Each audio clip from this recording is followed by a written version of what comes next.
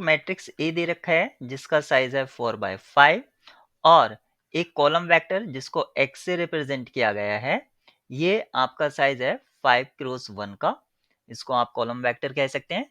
और matrix of indeterminate भी कह सकते हैं, इक्वल्स टू बी।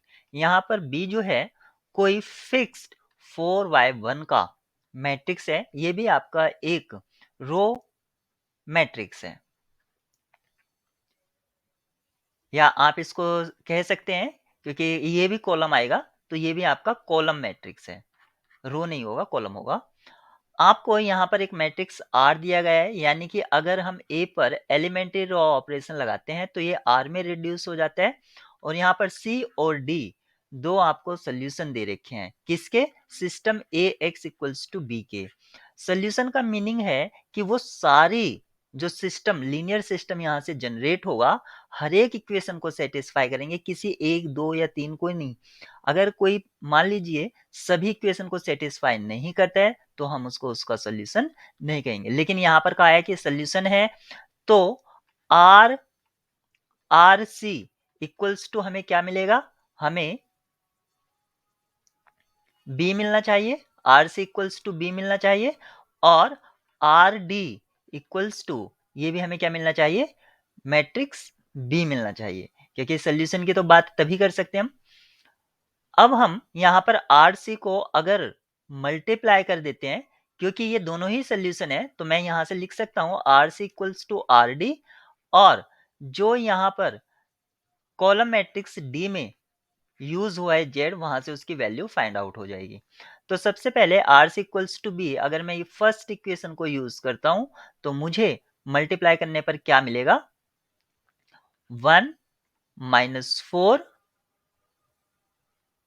-3 -12 ये हमें मिलेगा।